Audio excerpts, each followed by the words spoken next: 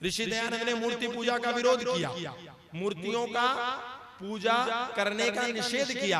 हमने संदर्भ और प्रसंग को नहीं समझा। हमने कहा अरे ये ऋषि दयानंद तो घोर पापी है, ये आर्य समाज तो घोर नास्तिकतावादी है, क्योंकि ये तो मूर्ति पूजा का विरोध करते हैं। लेकिन हम उसकी तह में नहीं गए, हम उसकी जड़ में नहीं गए। ऋषि दयानंद ने कहा कि मूर्ति जो इंसानों द्वारा बनाई गई है उसकी पूजा का मैं विरोध करता हूं, लेकिन जो मूर्तियां परमपिता परमात्मा के द्वारा बनाई गई हैं हमको उसकी ही पूजा करनी चाहिए, हमको परमपिता परमात्मा की पूजा करनी चाहिए। लेकिन हमने संदर्भ और प्रसंग को नहीं समझा और धुआंधार ऋषि दयानंद का विरोध किया। उसी मूर्ति पूजा का गुरु नानक देव ने विरोध किया, लेकिन हमने कभी भी गुरु नानक देव का खंडन नहीं किया।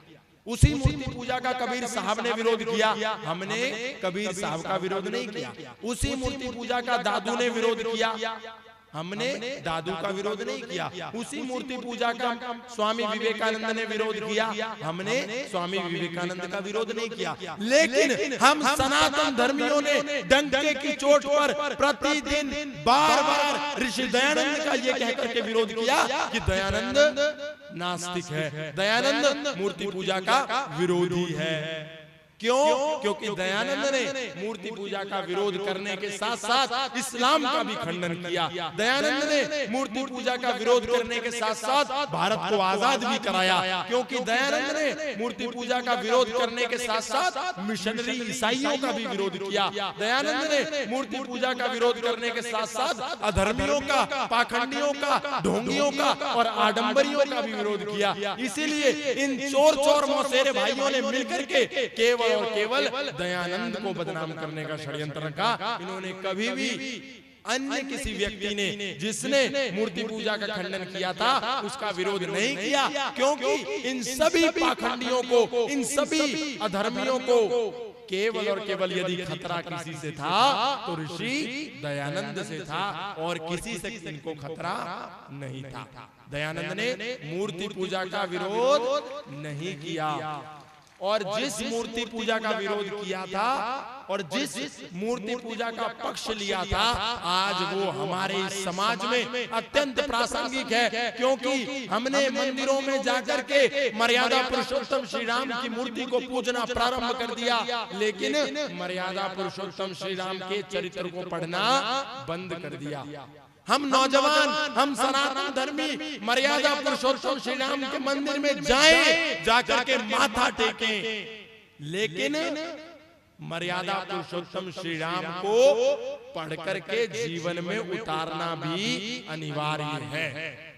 आज हम लोग मर्यादा पुरुषोत्तम श्री राम की कथाएं करते, मर्यादा पुरुषोत्तम श्री राम का मंदिर बनाते, लेकिन उस मर्यादा पुरुषोत्तम श्री राम के सिद्धांतों को ना तो पढ़ते हैं ना जीवन में उतारते हैं। एक कथावाचक ने एक वृतांत साझा किया, उसने कहा कि मैं राम कथा कहीं कर रहा था, वहां पर कोई ऐसे ही दर्शक दीर्घा में बैठा हुआ व्यक्ति मेरी राम कथा को सुन रहा था। अंतिम दिन वो मेरे पास आया और हाथ जोड़ करके बोला कि आदरणीय महोदय, मैं आपकी राम कथा अपने क्षेत्र में भी रखना चाहता हूँ, मेरे लिए बड़ा प्रसन्नता का विषय होगा और ये मेरे लिए सौभाग्य का विषय होगा, क्योंकि मेरे लिए एक सफलता का कार्य हुआ है, इसीलिए उस सफलता की खुशी में मैं आपकी राम कथा करना चाहता हूँ, आपसे राम कथा करवाना चाहता हूँ, आप कृपया करके मुझे समय दे दीजिए।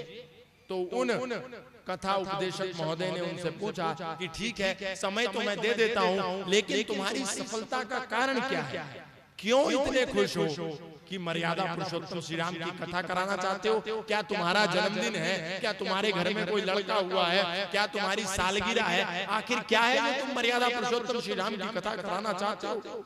तो उस व्यक्ति ने जो बात कही उसको जान करके आप हैरान होंगे। उसने कहा कि मेरा कई वर्षों तक एक बड़ी प्रॉपर्टी को लेकर के अपने भाई से विवाद चल रहा था, अदालत में मुकदमा चल रहा था, वो मुकदमा में जीत गया हूँ, सारी प्रॉपर्टी मुझे मिल गई है, इसीलिए इसी खुशी में मैं राम कथा कराना चाहता हूँ। आप सोच करके देखिए, हमने राम के चित्र को पूजा लेकिन चरित्र को छोड़ दिया, इसीलिए आज घर घर में भाई भाई की नहीं बनती, आज घर घर में एक पुत्र अपने पिता का सम्मान नहीं करता और उसको बुढ़ापे के काल में वृद्धाश्रम में भेज देता है। आज घर घर में बेटा अपने पिता का सम्मान नहीं करता, पत्नी अपने पति का सम्मान नहीं करती, पति अपने पत्नी का सम्मान नहीं करता। क्यों?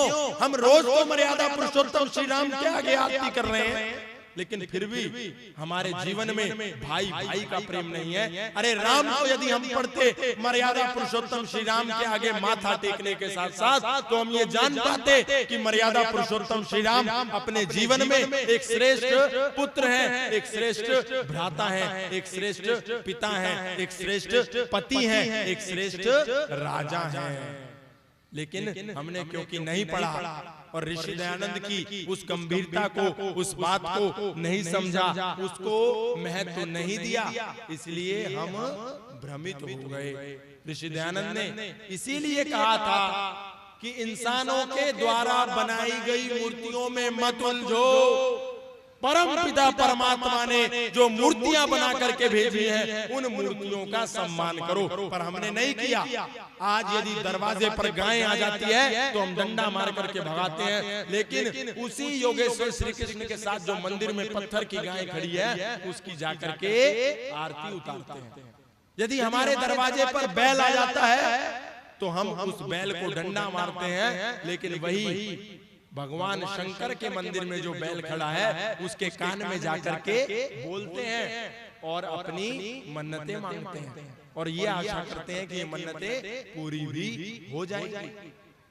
इसलिए ये जो सम्मेलन है, इसका उद्देश्य यही है कि केवल आकर के ताली बजा करके कथा की भांति सुन करके हमको नहीं जाना है। जो ऋषि दयानंद का उपदेश था, जो उनका कार्य था, उसको जानिए और अपने पूर्वजों को श्रद्धांजलि अर्पित कीजिए। उन्होंने जो बलिदान दिया था, उन्होंने जो इस धरती के लिए त्याग किया था, उसकी विवेचना कीजिए। ऋषि दयानंद ना तो राम के विरोधी थे, ना कृष्ण के विरोधी थे, ना हनुमान के विरोधी थे, ना भगवान शिव के विरोधी थे, ना ईश्वर के विरोधी थे, ना आर्य समाज इसका विरोध करता है। आर्य समाज ईश्वर को मानता भी है, ईश्वर को जानता भी है, ईश्वर की उपासना भी करता है, ईश्वर की पूजा भी करता है। मातृदेव, पितृदेव, आचार्य देव, ऋषि देव, गुरुदेव, सबकी सेवा और शुश्रूषा की बात करता है, और विशेष रूप से माता पिता के